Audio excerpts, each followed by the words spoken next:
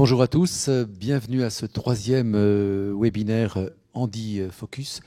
Les deux premiers webinaires sont visibles sur la plateforme YouTube de la filière Handi Rare. C'est cette filière qui organise ce webinaire. Je suis Dominique Bonneau, je suis généticien, je travaille à Angers et je coordonne avec Mathieu Fert, qui se présentera tout à l'heure, la plateforme que nous avons mis en place dans les Pays de la Loire, qui est une plateforme d'orientation spécifique pour les maladies rares qui s'appelle Prior, et c'est nous, le centre de référence des anomalies du développement d'Angers, inclus dans la CLAD Ouest, qui organisons ce séminaire qui a pour titre Comment soutenir les personnes malades et leurs familles confrontées à des situations complexes, une coordination nécessaire. Les gens qui vont faire ce webinaire avec moi vont se présenter. Mathieu. Bonjour à tous, Mathieu Fert, responsable du dispositif Prior. Frédéric Huet, je vais animer ce webinaire avec Dominique. Je suis pédiatre à Dijon et je serai chargé de me succéder pour chacun des webinaires. Les deux premiers ont déjà eu lieu et donc les trois prochains sont en cours d'organisation.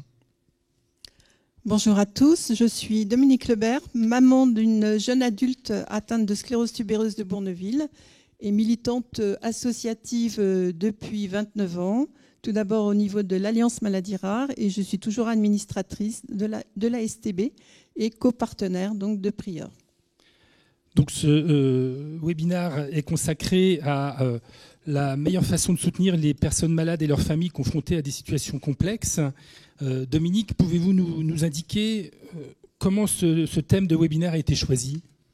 Eh bien, il a été choisi parce que on s'occupe des maladies rares et avec la plateforme Prior, on s'est rendu compte que ce qui faisait la difficulté de la prise en charge des maladies rares, c'était pas tellement la rareté de la maladie, mais c'était les complexités des situations que ça engendrait, que ça soit le manque de ressources sur les territoires où on exerce, les difficultés à mobiliser ces ressources, les complexités administratives auxquelles sont confrontées les personnes atteintes de maladies rares et leurs familles, les lacunes de compétences chez les professionnels, la mauvaise connaissance des dispositifs, que ça concerne le handicap, la scolarité, les orientations professionnelles et bien d'autres. Alors on sent bien que tout cela est très complexe, il y a beaucoup de difficultés. Et quels sont les points communs à toute cette situation et en particulier les points communs vis-à-vis des familles ? Eh bien, cette complexité, elle vient du fait que plusieurs domaines de la vie des personnes sont impactés par la maladie, que ce soit la santé, bien évidemment, la communication, l'apprentissage, les relations sociales, que tout ça rend difficile l'appréhension globale de la personne et de son contexte, que ça mobilise des connaissances spécifiques et qu'on a besoin de coordination entre les familles et les professionnels qui s'occupent de ces personnes. Et puis ça implique, comme on le fait sur notre plateforme, d'être informé, puisqu'on a un rôle d'information entre autres, et d'être guidé pour les choix difficiles que doivent faire les familles. Et donc toute cette complexité est à l'origine de situations d'exclusion et génère chez les professionnels et chez les proches aidants un sentiment de crainte, d'impuissance et finalement d'incertitude vis-à-vis de ces maladies. Alors vous nous avez listé toutes ces difficultés, on voit bien qu'elles sont réelles et que ça retentit sur le quotidien des patients. Et maintenant, le principe, c'est de trouver des solutions. Alors comment faut-il s'organiser pour gérer ces situations ? Alors, c'est vrai que c'est des situations très complexes, multifactorielles, et qui nécessitent d'avoir une approche globale pour regarder ces situations. Et sur Prior, on utilise une approche théorique qui est le modèle PPH pour processus de production du handicap.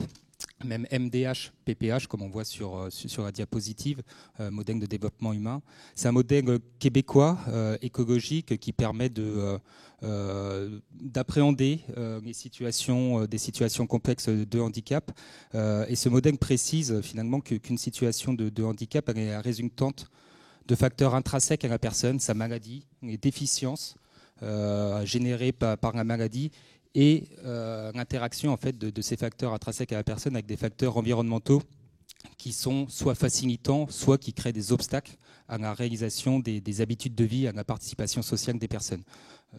Voilà, donc on utilise ce modèle conceptuel sur Prior pour essayer de décortiquer les situations et d'appréhender ces situations complexes.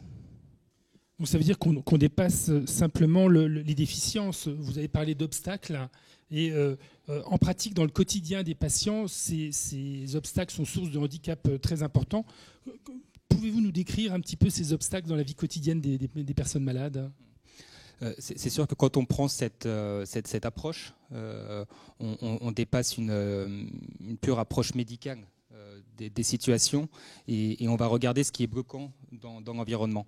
Très concrètement, par exemple, une personne qui a une déficience motrice, qui doit se déplacer en fauteuil roulant, elle ne peut ne pas être impactée pour certains déplacements dans son quotidien. Même, on pourrait dire, c'était Julia Boivin qui avait donné cet exemple la semaine dernière lors d'un autre colloque, qu'elle pouvait être facilitée dans le déplacement par son fauteuil roulant.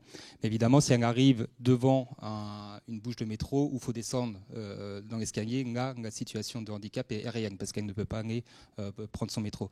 Un autre exemple, et que l'on retrouve souvent, nous, sur les situations en établissement, par exemple pour une personne épileptique qui se retrouve contrainte dans la réalisation de certaines activités de sortie, par exemple en été, où l'équipe médicale prend des décisions pour dire il y a trop de risques d'organiser cette sortie, des risques de nouvelles crises dans le milieu extérieur. Et donc là, on voit bien que c'est l'environnement qui est source de restrictions de participation sociale et de réalisation d'habitudes de vie. Et c'est finalement sur cet environnement où on a une capacité d'intervenir au sein de Prior. Alors on sent bien que le patient lui-même, mais également sa famille, son entourage sont impactés par toutes ces difficultés et que ces situations sont complexes à gérer au quotidien. Quelle est pour vous la bonne stratégie de prise en charge globale vis-à-vis de ces situations ? Ces situations appellent de fait la coordination. Et c'est le cœur du projet de Prior, cette coordination entre l'ensemble des acteurs qui gravitent autour d'une situation. C'est des situations, comme on disait, qui sont complexes, multifactorielles, et il est nécessaire de croiser les regards de l'ensemble de ces acteurs, du professionnel de santé, de la personne elle-même, des familles qui ont un savoir d'expérience très importante sur ces situations, du professionnel du médico-social. Et la clé, souvent, elle est là, en réunissant ces acteurs pour trouver des solutions à ces situations complexes.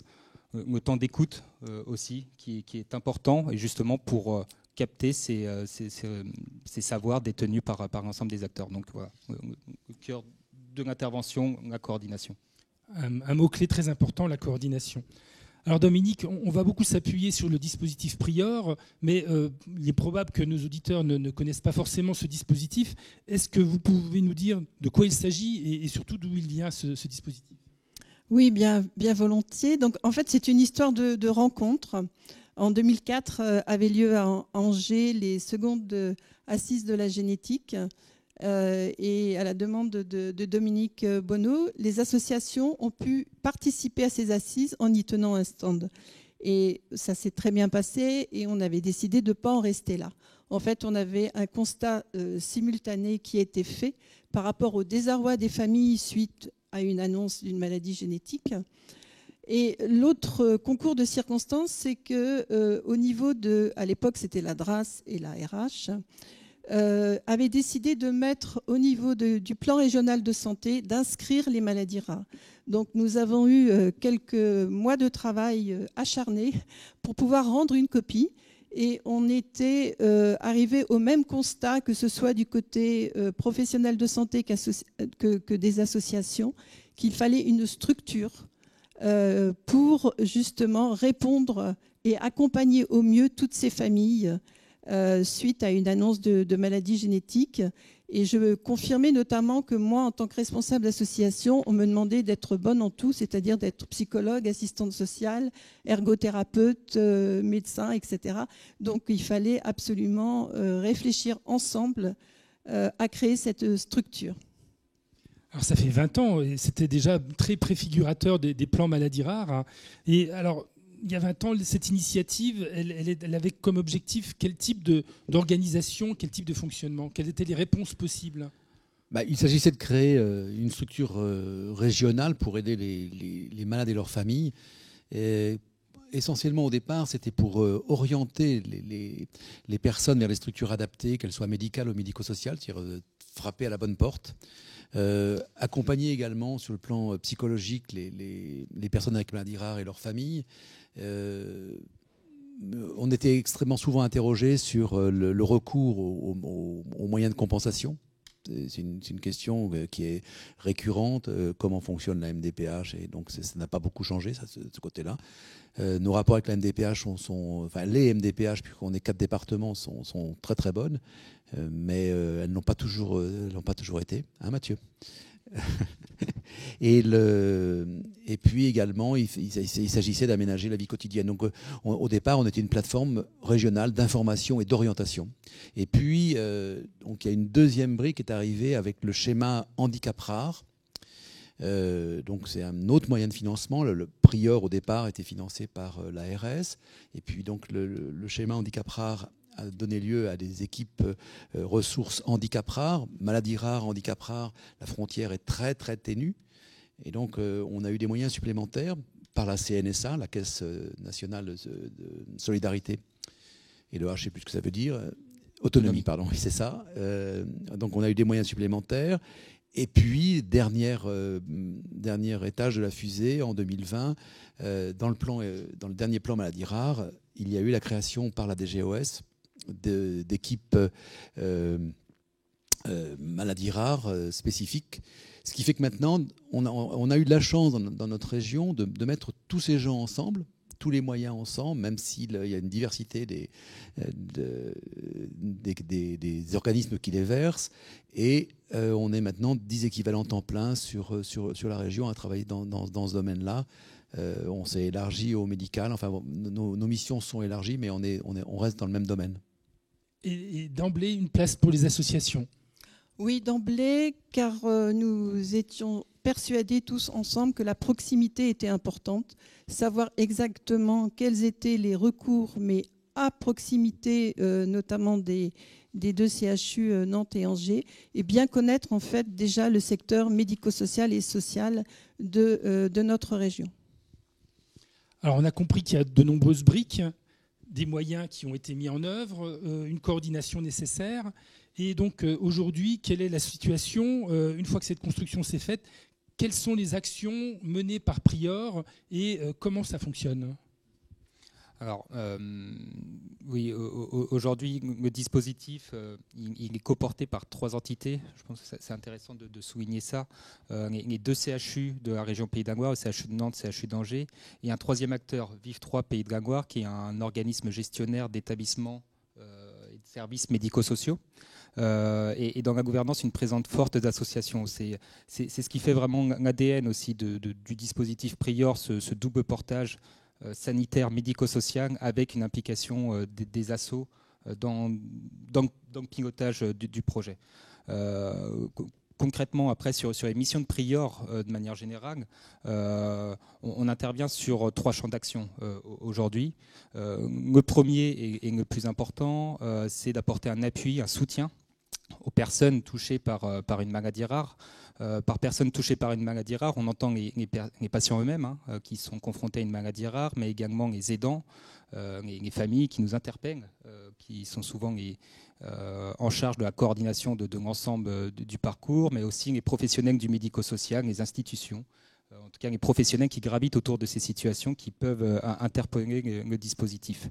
Voilà, donc un premier champ d'action, d'apporter du soutien, du conseil sur ces situations complexes, et peu importe qui nous interpelle, sur l'ensemble de la région Pays de la Loire, sans notification de la CDAPH, de la commission départementale pour de l'autonomie pour les personnes en situation de handicap, donc sans notification, c'est important de le souligner, et sans limite d'âge. Donc un dispositif recours assez simple sur cette mission-là.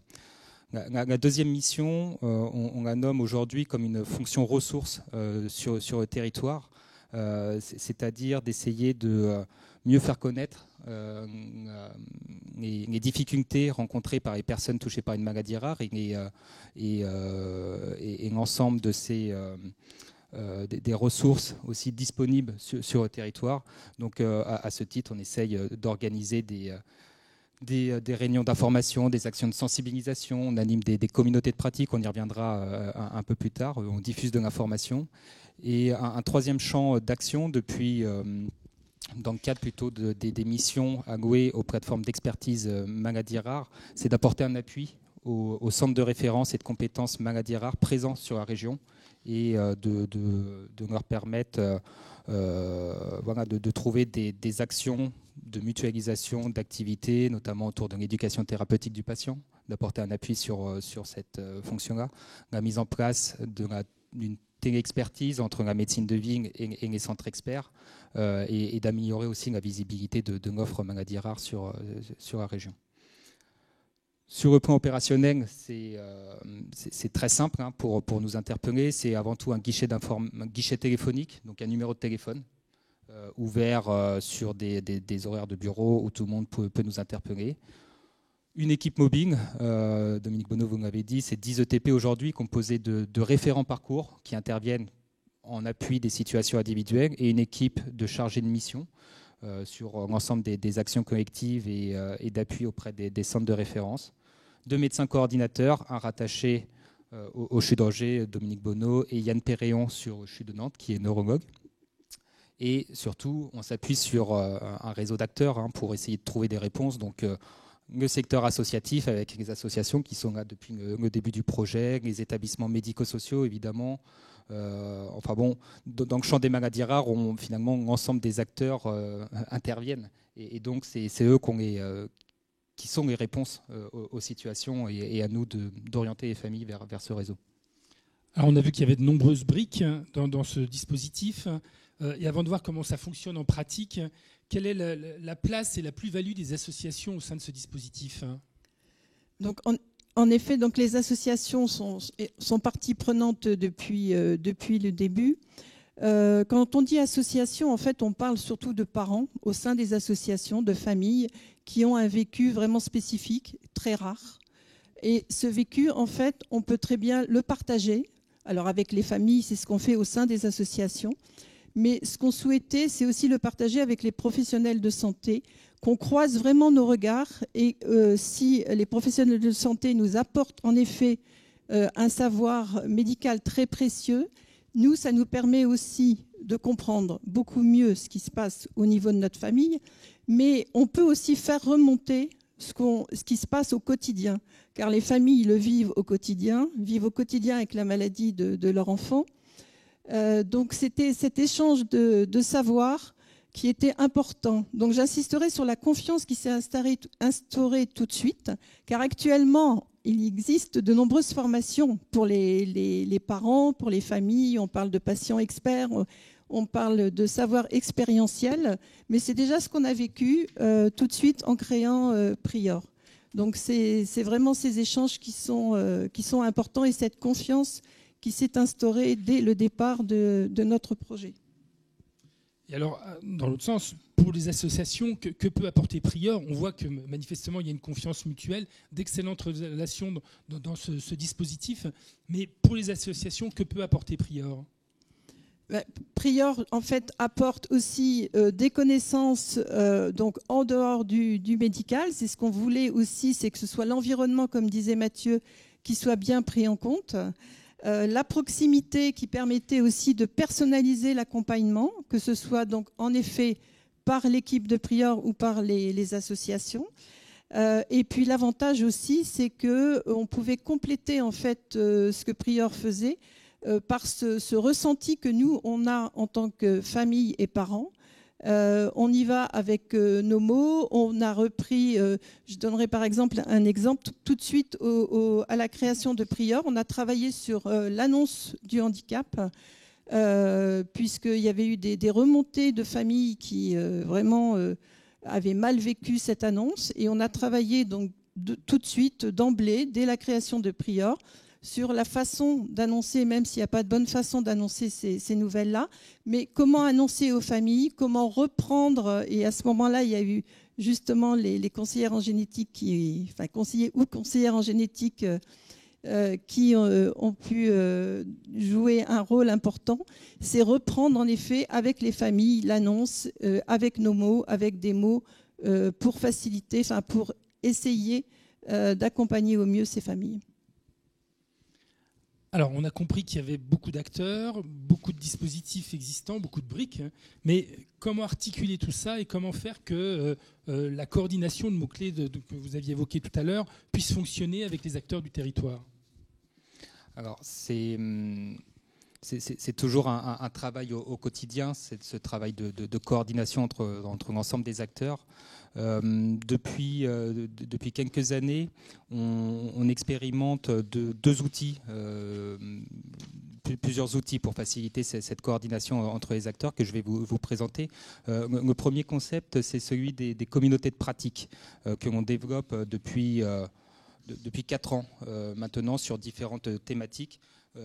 C'est des projets que l'on porte pas seul, on les porte avec des associations de patients, des centres nationaux de ressources, handicap rare, mais également des filières de santé, maladies rares. La filière handicap rare est d'ailleurs bien impliquée dans une des communautés de pratique. Le concept d'une COP, c'est de regrouper un ensemble de personnes sur un territoire qui se rassemblent pour partager et apprendre les uns des autres face à des situations souvent complexes et qui œuvrent pour un objet commun, l'amélioration de la qualité de vie d'un public. L'objectif à travers ces COP, il y a plusieurs objectifs. Le premier, c'est de rompre l'isolement entre les acteurs en créant des espaces pour faciliter les rencontres et le partage des savoirs d'expérience qui sont détenus par l'ensemble des acteurs, et de mettre aussi à disposition les ressources et connaissances que l'on va capitaliser sur le territoire à travers souvent des outils numériques, la réalisation de webinaires ou alors à travers des formations, de la mise à disposition d'informations un peu plus descendantes. Ces communautés de pratique, elles sont vraiment ouvertes à tous. Il y a simplement un engagement à partager son expérience de vie, son expérience professionnelle. Et donc on retrouve dans ces communautés des professionnels, des non-professionnels, des experts ou non de la thématique en question. Et c'est ça la richesse de ces COP. Ces COP ont l'air particulièrement intéressantes et je pense que le public est motivé pour comprendre comment ça fonctionne.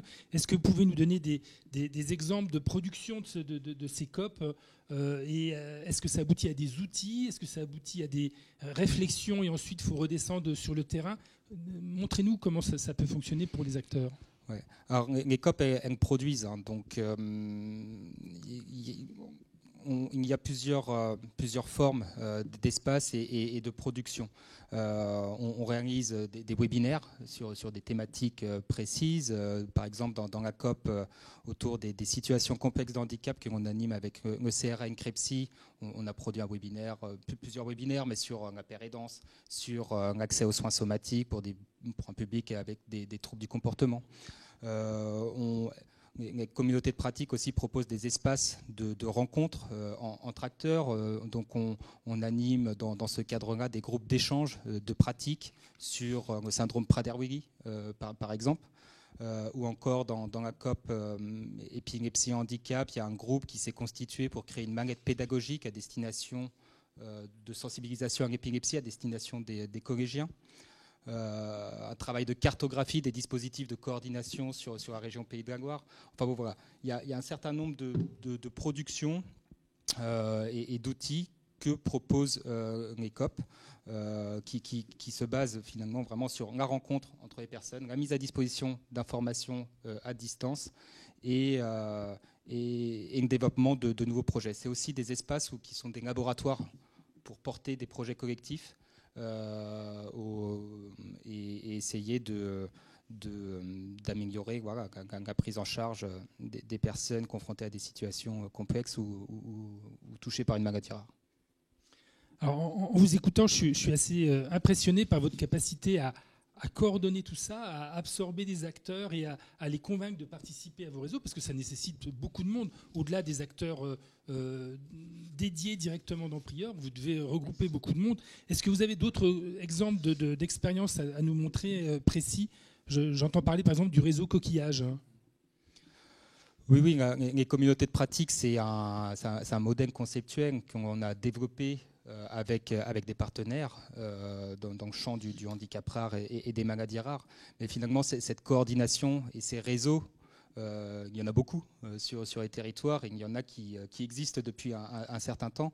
Le réseau Coquillage, alors c'est un réseau qui n'est pas l'initiative de Prior, hein. C'est un réseau qui existe déjà depuis 2004, qui est à l'initiative de kinésithérapeutes, plutôt sur le 44, qui se sont constitués en réseau pour améliorer l'accompagnement, l'éducation thérapeutique et rééducation des jeunes enfants et enfants présentant des anomalies du développement ayant une composante motrice. Surtout des kinésithérapeutes libéraux qui se sentaient isolés dans leur pratique de prise en charge sur le territoire et qui recherchaient des pairs pour améliorer leur prise en charge. Ils se sont constitués en réseau, et c'est vrai que le réseau Coquillage est assez exemplaire, et c'est une expérience qui mérite d'être connue, car il propose à l'ensemble des adhérents, qui sont un peu plus d'une centaine aujourd'hui, plusieurs services, entre guillemets. Le premier, c'est du compagnonnage. Donc, par exemple, pour être très concret, un kinésithérapeute qui accueille un enfant avec une maladie rare à composante motrice assez particulière, qui se sent en difficulté, peut appeler un de ses pairs dans son réseau, et pendant 1 ou 2 séances, son collègue va venir avec lui pour faciliter la mise en place d'une rééducation adaptée. Et le temps de ce collègue, il est financé par le réseau. Via un soutien aussi de l'ARS qui supporte un petit peu les actions de Coquillage. Donc il y a ce forme de compagnonnage, de partage de pratiques, et le réseau aussi propose de la valorisation financière pour aussi inciter ces professionnels à participer aux différentes actions portées par le réseau Coquillage. Et ils organisent aussi, comme beaucoup de réseaux, des actions de formation, de sensibilisation, webinaires pour donc, une autre expérience assez intéressante, pas portée évidemment par Prior, mais qui mérite d'être connue. Et le dernier point sur ce réseau, qui vise aujourd'hui une nouvelle phase de développement pour toucher un maximum de kinésithérapeutes sur l'ensemble de la région, et aussi proposer ce modèle d'organisation aux autres métiers de la rééducation pédiatrique, les orthophonistes, les psychomotriciens, etc. Alors, quelle relation il y a entre Prior et ce réseau ? C'est vous qui créez les connexions, par exemple, entre les familles et les membres du réseau ? Oui et non. En fait, aujourd'hui, il y a un rapprochement avec le réseau Coquillage, parce qu'on les accompagne dans leur développement, et on essaye de les supporter dans ces actions-là. Donc on gère par exemple leur ligne téléphonique, et on les accompagne dans la gestion de leur événementiel. Après, le lien il se fait assez simplement autour des situations individuelles, où nous, finalement, on a tout intérêt à ce que ce type de réseau se développe sur la région, car ça crée des nouvelles ressources spécialisées. Et donc, on va orienter les familles vers ce réseau de professionnels. Et vice-versa, nous, sur certaines situations, on va essayer de les accompagner sur justement la structuration du réseau et le développement de nouvelles ressources. Alors, au-delà de la description du dispositif, et on voit bien qu'il faut une implication multiple de professionnels et de regroupements en réseau, est-ce que vous pouvez nous donner des situations vraiment pratiques, un peu emblématiques de ce que vous pouvez construire, et comment vous accompagnez tout cela, à partir d'un ou 2 exemples, par exemple ? Oui, c'est possible. Alors, il y a une première vignette qui doit s'afficher. Alors, la première situation que je vais vous présenter, c'est la situation de Pong. Pong, qui est un adolescent de 15 ans. Il est en 4e Ulysse dans un collège d'Angers quand il nous interpelle. Il vit avec ses parents à 35 km d'Angers. Il est le dernier d'une fratrie de 4, 2 frères et une sœur, qui ne vivent plus, eux, au domicile parental. Pong a un chien d'assistance depuis 2014 qui l'accompagne partout. Sur le plan clinique, Paul est atteint dans une situation de handicap qu'on peut dire qualifiée d'extrêmement rare. Il est porteur d'une mutation chromosomique responsable du coup d'un syndrome évolutif. Alors, je vais lire un syndrome d'ataxie du cordon postérieur, une rétinite pigmentaire entraînant une cécité totale, pas de problème cognitif ni de déficience intellectuelle, aucune sensibilité superficielle au niveau du toucher ou de la douleur, aucune sauf au niveau des lèvres inférieures, ce qui pose beaucoup de difficultés dans le quotidien. Vous pouvez imaginer. Des troubles moteurs, donc il est en capacité de marcher sur une très petite distance, autrement il se déplace en fauteuil, une fatigabilité importante. Voilà, il est suivi par un institut spécialisé dans la déficience visuelle qui se trouve en proximité d'Angers. Voilà, donc une situation très typique pour laquelle nous avons été interpellés. Et on se doute bien que ça met en difficulté l'ensemble des acteurs. Là, sur cette situation, on a été interpellé par l'institut en question qui est spécialisé dans la déficience visuelle, mais la situation et sa particularité met en difficulté aussi l'équipe accompagnante pour trouver les outils et travailler le projet de vie. Donc, on a été interpellé avec cette question finalement. Est-ce que vous pouvez nous aider dans la réalisation, dans l'orientation de ce jeune et sur le projet de vie? Il y a des difficultés au quotidien, des difficultés aussi au domicile. Pouvez-vous venir en tiers pour essayer de construire ensemble un projet de vie un peu plus cohérent? Alors c'est une situation à l'évidence très complexe. Est-ce que vous pouvez nous donner une autre situation peut-être un peu plus habituelle et que beaucoup de nos auditeurs ont pu gérer ou avoir été sollicités pour une organisation plus pratique de la vie au quotidien? Oui, alors ça ne va pas être la seconde situation. Je peux en donner une un peu plus courante, parce que c'est vrai que les deux situations qu'on présentait là sont très typiques, très complexes et vont parler notamment au réseau handicap rare. Mais c'est les situations les plus complexes, mais c'est sûr qu'on a toute une partie de saisine sur le dispositif qui concerne des demandes très concrètes d'ouverture de droits, de recherche d'un professionnel dans le secteur, un professionnel du paramédical ou un médecin spécialiste. Et assez rapidement, on arrive à trouver une solution ou à réorienter les personnes vers la ressource de proximité qui est existante. Par contre, sur le haut de la pyramide, sur les situations que l'on accompagne, là, il y a des situations très complexes et qui nécessitent des champs d'intervention très particuliers. Je peux présenter la deuxième situation. C'est celle de Georges, qui est un enfant qui relève de l'ASE, de l'aide sociale à l'enfance, et qui est touché par une épilepsie sévère. Il est hospitalisé, il vit, quand on est interpellé, il vit dans une unité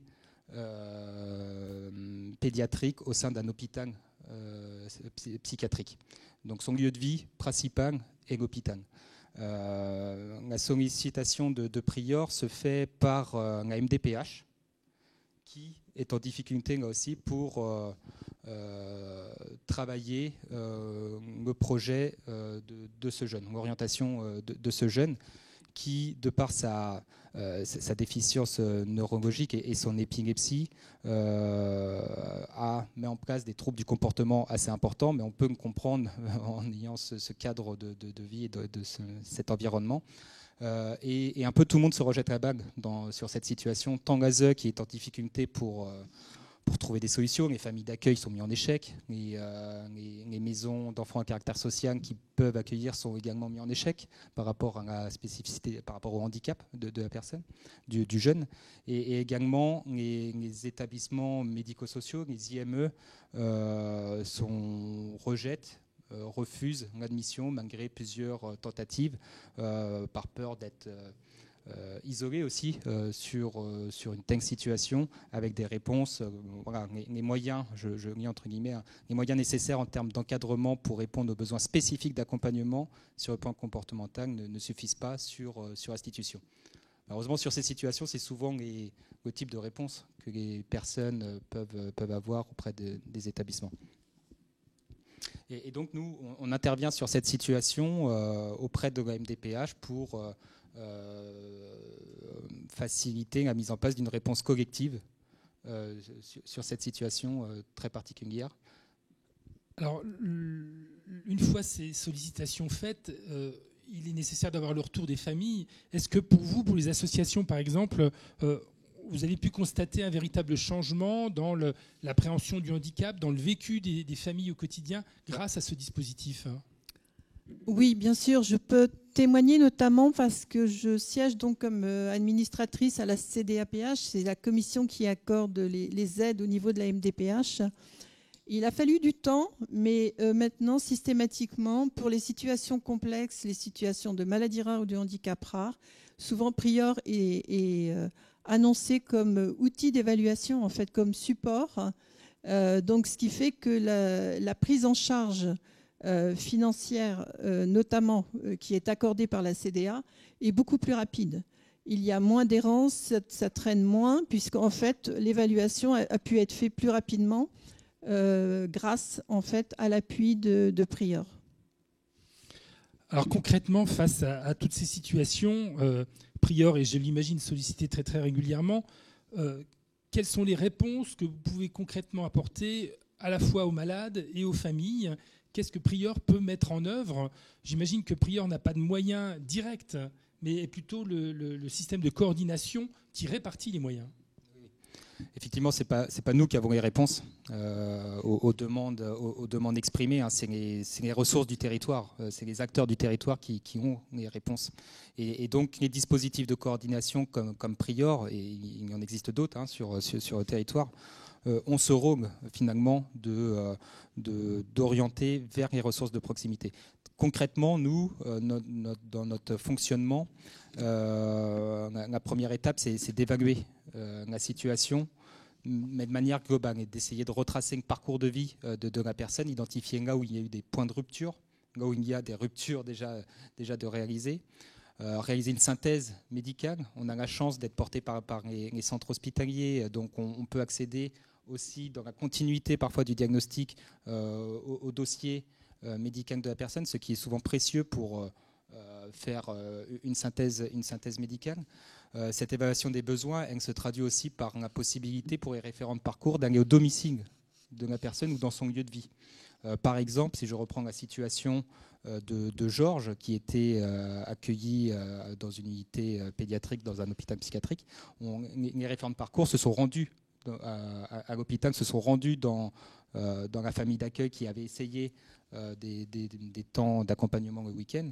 Voilà, cette possibilité d'aller dans le lieu de vie pour identifier aussi les facteurs environnementaux qui rentrent en jeu dans les situations de handicap. Très régulièrement sur ces situations, on a un rôle de médiation de tiers. Il y a souvent beaucoup d'acteurs qui gravitent autour de ces situations, qui ne communiquent pas toujours, qui ne parlent pas toujours la même langue entre les acteurs du sanitaire, du médico-social, les familles. Enfin bon, on joue souvent un rôle de traduction entre ces différents acteurs. On organise pour essayer de trouver des solutions. Alors, on ne le fait pas systématiquement, mais quand sur ces situations complexes, des temps de concertation où on met tout le monde autour de la table pour finalement refaire, partager la synthèse de la situation, que tout le monde entende la même chose, se mettre d'accord sur les problématiques et les difficultés rencontrées par la personne. Et c'est souvent quand on arrive à réunir les familles, les personnes elles-mêmes, des acteurs du médico-social, des institutionnels MDPH et des acteurs du sanitaire qu'on arrive à trouver des pistes de travail collectif. Voilà, une fois qu'on a identifié ces pistes d'action, on accompagne les aidants ou les personnes elles-mêmes dans la mise en place de ces solutions. Concrètement, c'est une aide à l'ouverture de droits. C'est un travail qu'on réalise de manière très récurrente sur les situations, un accompagnement à la réalisation de dossiers MDPH. Une aide à pour rechercher des solutions de répit pour les aidants. Voilà, donc l'action se fait plutôt auprès de l'aidant, professionnel ou non, qui sollicite l'aide de Prior plutôt qu'une intervention directe auprès de la personne. Alors, de tout ce que j'entends, Prior a l'air absolument formidable et travaille sur la coordination, la coopération de multiples briques qu'on a évoquées tout à l'heure. C'est un dispositif régional, mais ces briques, elles existent un petit peu partout ailleurs. Est-ce que dans d'autres régions où ce système de coordination n'existe pas, est-ce qu'il y a d'autres dispositifs ou quelles sont les ressources que les professionnels peuvent solliciter, qui interpeller pour réussir à organiser ce parcours patient dans sa vie de tous les jours, au quotidien, au milieu de sa famille ?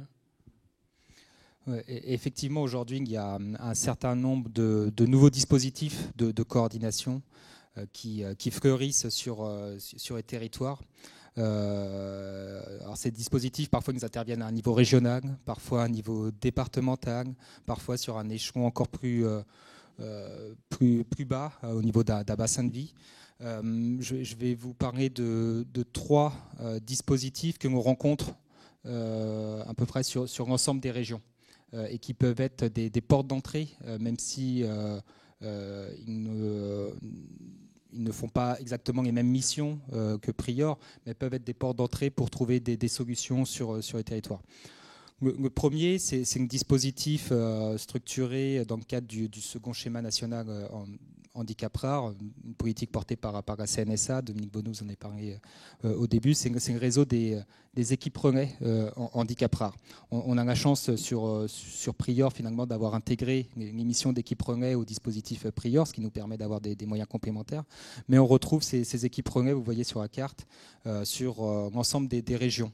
Ces équipes relais handicap rare, alors, elles interviennent pas auprès de toutes les personnes touchées par une maladie rare. L'entrée, c'est le handicap rare. Il y a une définition du handicap rare qu'on peut retrouver facilement, mais l'idée, c'était de mettre le focus sur des personnes confrontées à des situations complexes de handicap liées aux combinaisons de troubles et déficiences rencontrées, liées ou non à une maladie rare. Ils ont des missions similaires de coordination de parcours, une intervention sur l'ensemble d'un territoire sans notification, des modes d'intervention similaires, évaluation de la situation, orientation, conseil auprès des aidants, mais également fonction ressources sur le territoire. Et donc, c'est des dispositifs qui sont mis en place depuis 2015 et qui connaissent très bien le réseau médico-social sur un territoire. Donc, des potentielles portes d'entrée sur les autres régions pour trouver des solutions en local et des ressources un peu spécialisées. Le deuxième dispositif, c'est le réseau des PEMR, les plateformes d'expertise maladies rares, que l'on porte aussi sur Prior. Ces plateformes d'expertise maladies rares ont été déployées dans le cadre du plan national maladies rares numéro 3 sur l'ensemble du territoire national. L'objectif était un peu à l'instar de ce qu'on fait sur le champ du handicap rare, de tisser un maillage territorial sur l'ensemble du territoire national. Donc vous voyez également une carte qui s'affiche. Ces plateformes d'expertise maladie rare sont beaucoup plus récentes. Elles se sont développées à partir de 2020 et avec une deuxième phase de déploiement là, depuis fin 2021-2022. Cependant, ces plateformes d'expertise maladies rares ont vocation, ont un cahier des charges assez large, mais toutes vont faciliter la lisibilité de l'offre maladies rares sur une région et en intra-hospitalier, créer du lien avec la médecine de ville et le secteur du médico-social et avec les associations de maladies rares présentes sur un territoire. Et on a vu, c'est ces ressources souvent qu'on essaye de solliciter sur ces situations. Donc ces plateformes d'expertise peuvent être des portes d'entrée aussi pour trouver des ressources en local. On n'a pas encore un site national où on peut retrouver les coordonnées de chaque plateforme d'expertise, ça viendra peut-être, mais sur le site de la DGOS, on trouve un peu plus d'informations et un certain nombre de plateformes ont déjà développé des sites internet dédiés qui vont permettre d'accéder à un certain nombre de ressources. Le dernier dispositif, alors là qui est un dispositif national, hein, encore une fois, c'est un dispositif 360.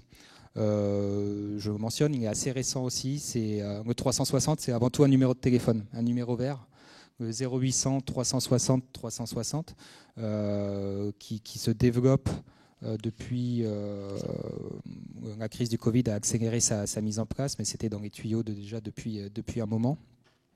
L'objectif des communautés 360, c'est un numéro vert pour ouvert à tous pour faciliter, où toute personne vraiment peut, toute personne peut appeler ce numéro et on est renvoyé vers un acteur départemental qui recueille la demande et ces demandes peuvent être très, très diverses, hein, mais c'est toute personne en situation de handicap confrontée à des difficultés d'accès aux soins, de recherche de place, etc., qui peuvent solliciter ce numéro. Et en théorie, derrière, il y a une organisation des ressources, un collectif qui va essayer d'orienter vers les meilleures ressources. Alors c'est encore un dispositif qui est très jeune, qui se développe, mais qui va être au cœur, je pense, des dispositifs de coordination dans les prochaines années. Un numéro à retenir. Merci beaucoup pour cette présentation très concrète. Moi, ce que je retiens de tout cela, c'est que énormément de dispositifs existent, énormément d'accompagnement et d'aide existent, et la grande difficulté, c'est d'une part l'information et la communication, et d'autre part le lien entre tout ça, et la capacité à coordonner. Et l'exemple de Prieur montre qu'on peut, par beaucoup de volonté et un mode d'organisation très concret que vous nous avez montré, on peut coordonner ce type de dispositif. Alors en pratique, Dominique, que retenir de cette présentation et surtout quel message il faut envoyer à la fois aux personnes impliquées dans la prise en charge du handicap et aux familles, aux acteurs? Ce qu'on a essayé de montrer au cours de ce webinaire et puis dans ce qu'on fait tous les jours, en fait, c'est que les difficultés des personnes avec une maladie rare tiennent autant de la maladie elle-même que de l'environnement dans lequel elle évolue. Bon, j'enfonce un peu une porte ouverte, mais je ne suis pas sûr que ce soit très évident pour tout le monde, vu la séparation qui existe entre les différents corps de métier, sanitaires, médico-social, et les familles, malheureusement, quelquefois. Et donc, c'est ce que Mathieu a appelé tout à l'heure le processus de production du handicap. C'est-à-dire qu'en fait, si on veut améliorer la situation des personnes avec une maladie rare et d'une façon générale avec une maladie, eh bien, il faut d'abord un volet médical de la prise en charge, c'est-à-dire améliorer la connaissance de l'histoire de la maladie, de la connaissance des gènes. Bien sûr, évidemment que c'est extrêmement important d'avoir un diagnostic génétique pour les maladies génétiques, bien sûr, la connaissance de l'histoire naturelle, développer des nouveaux traitements, c'est une évidence. Donc ça, c'est la partie médicale, en fait, hein. Évaluer directement ce qu'on peut faire sur la personne pour la soigner et diminuer son handicap. Voilà. Mais par ailleurs, il faut évaluer l'environnement. Au sens très large, en fait, de l'environnement, c'est les aides matérielles, les professionnels impliqués, médico-sociaux, enseignants, les structures de prise en charge, les structures administratives, et essayer de trouver les solutions en synergie. Donc voilà, c'est l'ensemble de ça qui fait le travail sur mesure qu'on doit faire de coordination. Parce qu'il est absolument nécessaire de mettre la personne au centre de ce processus-là. Et donc, les personnes auxquelles nous avons affaire, ce n'est pas des patients, c'est des personnes. C'est des individus.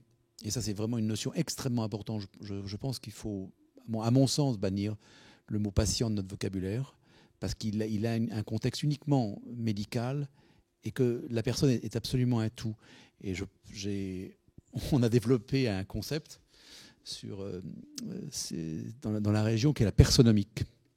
C'est-à-dire qu'en fait, à côté de la génomique, la métabolomique, toutes les omiques qui servent à avoir une médecine personnalisée, eh ben, on ne peut pas faire cette médecine personnalisée sans la personne.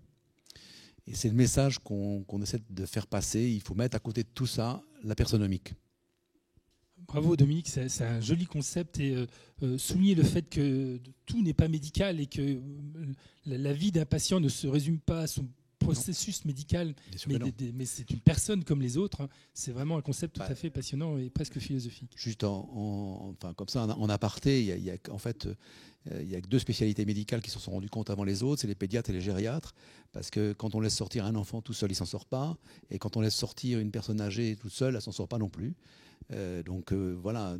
Mais évidemment, je pense que c'est extrêmement important de penser la prise en charge d'une façon globale la maladie et son environnement. Merci beaucoup pour ce mot qui conclut la première partie de ce dispositif. On va maintenant passer la parole au public, qui j'espère est nombreux. Est-ce qu'il y a des questions qui sont remontées par le biais du dispositif mis en place? Vous pouvez poser des questions directement et on répondra en direct à vos questions. Alors Estelle, qui s'occupe du standard, en fait est un médecin généticien d'Angers, une de mes collaboratrices très proche, et donc qui est actuellement universitaire en génétique chez nous. Bonjour, alors pour l'instant il y a peu de questions sur le chat, donc n'hésitez pas à en poser. Alors il y a une première question, mais Mathieu avait déjà commencé à y répondre tout à l'heure, de Spina Bifida Bourgogne, qui demandait s'il y avait un annuaire national qui regroupe justement toutes les ressources disponibles de type Prior, ERHR. Non. Non. Ben, on est quand même à un tournant aujourd'hui, notamment dans ces dispositifs de coordination qui, je le disais tout à l'heure, qui fleurissent partout, notamment dans le cadre de la transformation de l'offre médico-sociale qui est en cours. Énormément de nouveaux dispositifs arrivent sur les territoires et c'est difficile aujourd'hui de s'y retrouver. On est dans cette période-là, un peu d'innovation, de nouveaux dispositifs, et on n'a pas cette cartographie, on n'a pas déjà un niveau régional, donc à un niveau national, ça n'existe pas. En revanche, je pense que les acteurs que j'ai mentionnés, les plateformes d'expertise, les équipes handicap rare, la communauté de 360, sont des dispositifs régionaux ou départementaux, mais qui vont avoir une bonne vision des dispositifs existants et vraiment des portes d'entrée, je pense, au niveau de chaque territoire pour accéder à ces dispositifs de coordination. Oui, je ne crois pas que ce soit aux familles à trouver elles-mêmes les dispositifs en place. C'est bien aux structures qui existent de pouvoir communiquer, faire de l'information et être en première ligne pour pouvoir montrer qu'elles existent et qu'elles sont prêtes à intervenir pour accompagner les familles et les patients. À l'ère de la communication, du web, c'est assez surprenant qu'on n'ait pas encore réussi à réguler ça. Il faut absolument travailler sur ce dispositif. D'autres questions ? Alors pour l'instant non. Alors moi j'en ai une. Vous avez parlé des communautés de pratique. Comment on fait pour rejoindre justement une communauté de pratique ? Il faut nous contacter. C'est encore des dispositifs, les communautés de pratique expérimentales. Et donc, elles sont assez informelles, elles sont animées, il y a des têtes de réseau, souvent des représentants un peu des communautés de pratique.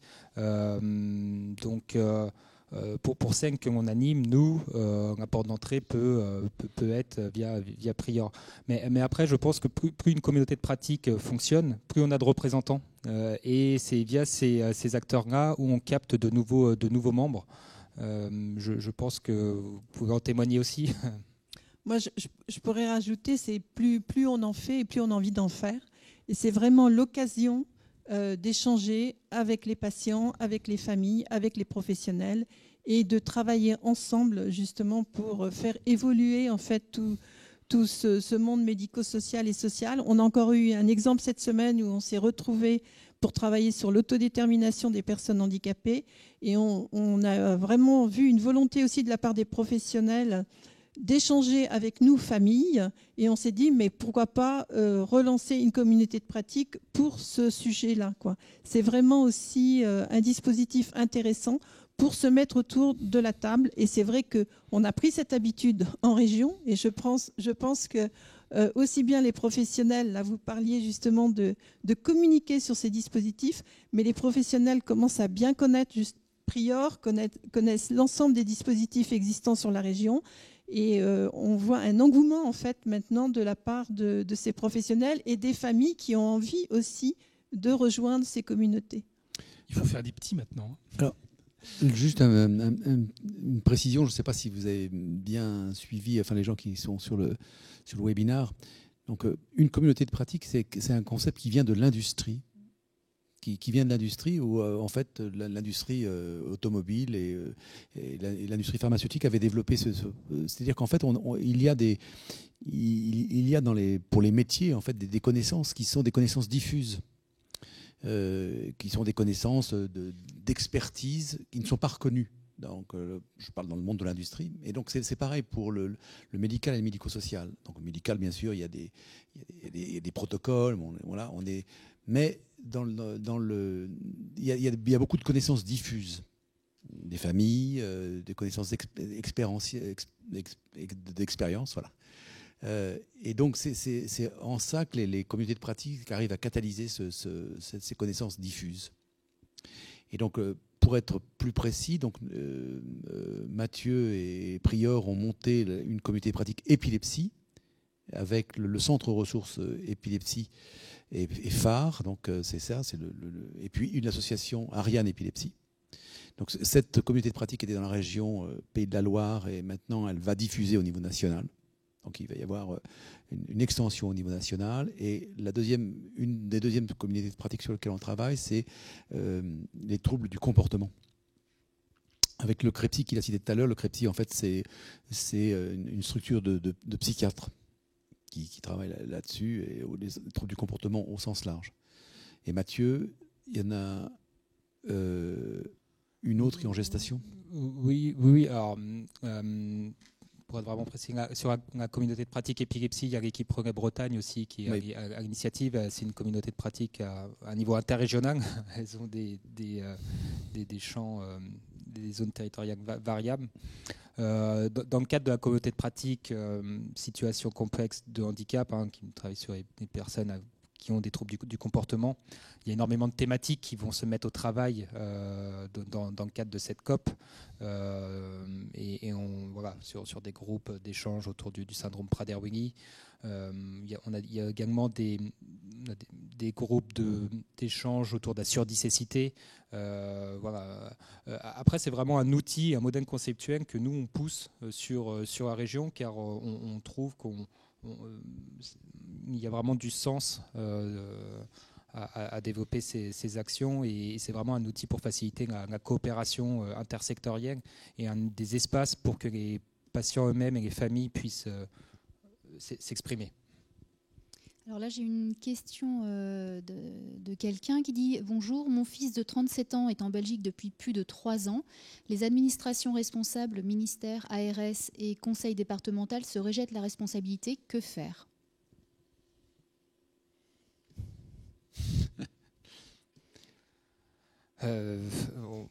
C'est difficile là, de pouvoir répondre à cette situation individuelle, mais effectivement c'est une réalité aujourd'hui du manque de ressources et de places en établissement médico-social, notamment pour ces situations de personnes en situation, confrontées à des situations vraiment complexes de handicap et qui nécessitent un accompagnement singulier et assez conséquent, et pour qui, pour la plupart, le projet de vie n'est pas toujours un projet de vie d'inclusion dans le milieu ordinaire comme ce qui est prôné dans l'ensemble des politiques publiques. Donc, pour un certain nombre de situations, malheureusement, et c'est on a vu ça ces dernières années, les solutions se sont trouvées en Belgique ou ailleurs, et c'est assez régulier que soit obligé de déménager pour trouver ou accéder à une place en établissement. Mais c'est un constat clairement du manque de moyens dans le secteur du médico-social aussi, sur ces ressources spécialisées en établissement. Les communautés de pratique et les espaces de coopération, de coordination qu'on essaye de mettre en place améliore la qualité d'accompagnement et les partages de savoir, mais voilà, on ne va pas créer de place ou de nouveaux dispositifs sans moyens financiers. Merci. Alors j'ai une autre question. Est-ce que les communautés 360 s'adressent aussi aux aidants de personnes en situation de handicap ? Oui.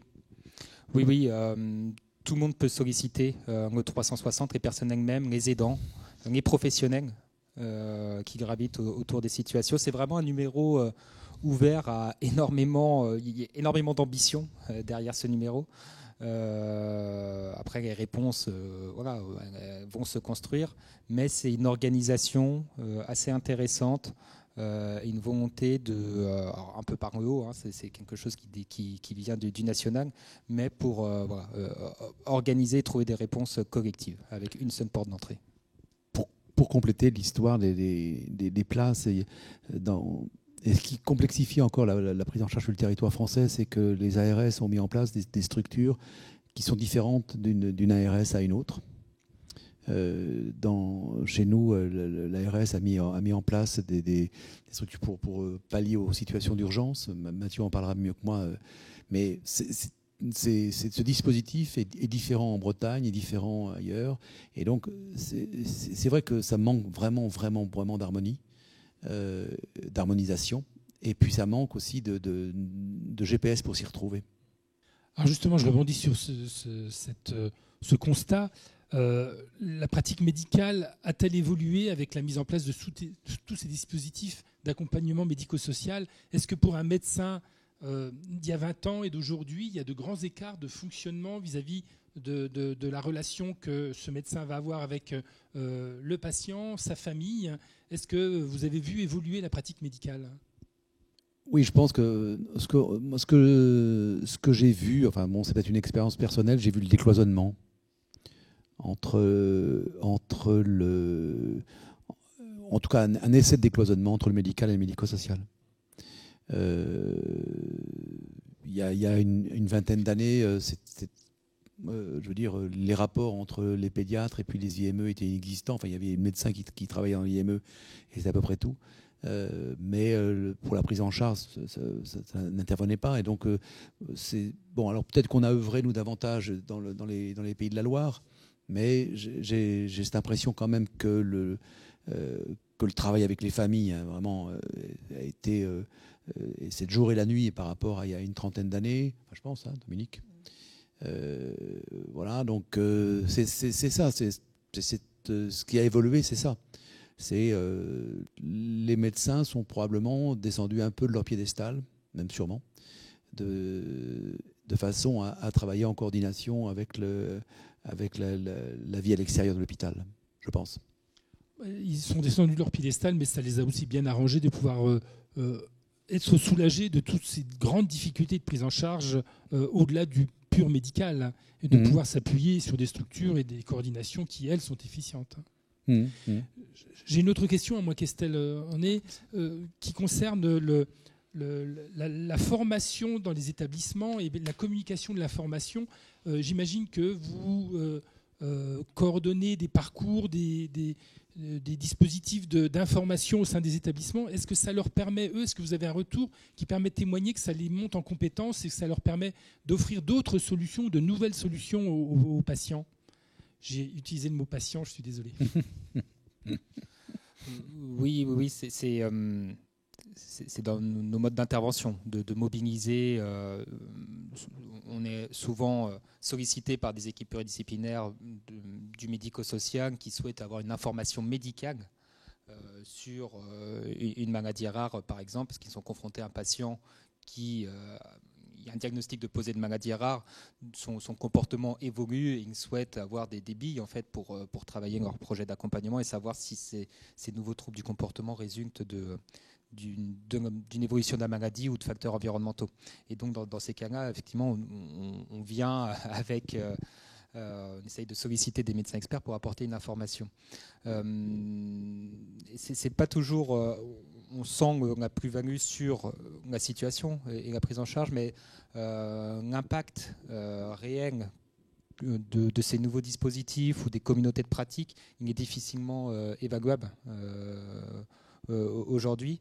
C'est des réflexions que l'on a clairement pour réussir à identifier l'impact de ces dispositifs dans l'amélioration un peu plus pérenne de la qualité d'accompagnement. Mais c'est pas évident. C'est pas évident et ça nécessiterait d'avoir certainement une enquête assez approfondie. Mais c'est des travaux qui traversent actuellement le groupement national de coopération handicap rare qui réunit l'ensemble des équipes relais qui après 5 ans d'intervention, réfléchissent aussi à quel impact réel on a sur l'offre territoriale en termes de montée en compétences et d'amélioration des parcours. Mais c'est un chantier assez vaste à conduire. D'autres questions, Estelle ?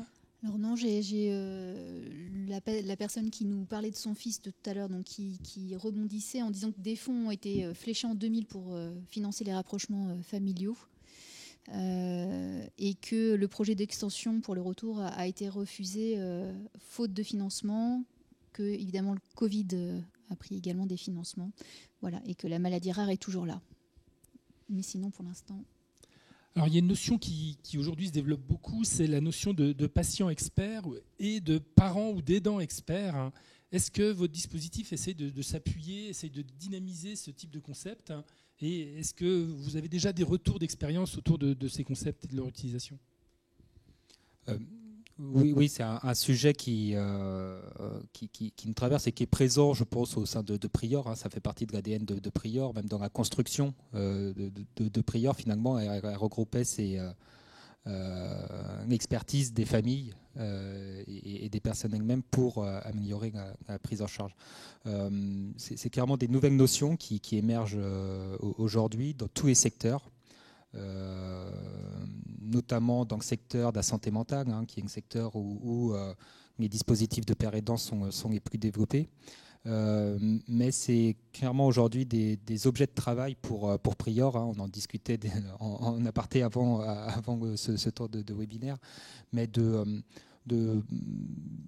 les organisations et dispositifs de coordination comme Prior puissent être aussi des espaces pour des nouveaux exercices de travail et d'intervenants pairs et de pères aidants sur leur expérience de vie.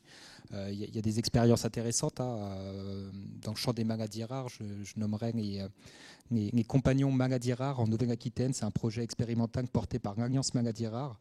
Des compagnons maladies rares, c'est des personnes elles-mêmes touchées par une maladie rare qui ont été formées par l'Alliance, qui sont salariés de l'Alliance maladies rares et qui interviennent sur une mission de coordination de parcours, d'appui, soutien. Sur la région Pays de la Loire, on a des associations aussi qui se sont créées de parents qui sont professionnels et intervenants pairs et qui interviennent sur des missions d'écoute, de conseil, un peu ce que l'on fait aussi sur Prior, mais la relation évidemment n'est pas la même entre un professionnel et une personne que deux pairs ensemble qui vont plus facilement s'écouter. Mais je pense que dans les années à venir, on a vraiment dans nos organisations un travail à effectuer pour accueillir ces nouveaux professionnels dans l'exercice, et ça sera très intéressant d'avoir des professionnels, travailleurs sociaux qui font de la coordination, mais aussi des intervenants pairs salariés des organisations. Donc c'est un champ de développement pour Prior et puis pour beaucoup d'organisations médico-sociales. Écoutez, je pense qu'on a fait le tour des questions à la fois sur le webinaire et sur l'ensemble de ce dispositif. Dominique, je vous laisse le micro pour la fin, pour faire la conclusion. La conclusion, c'est qu'il faut être intelligent ensemble. C'est ça la conclusion. Mais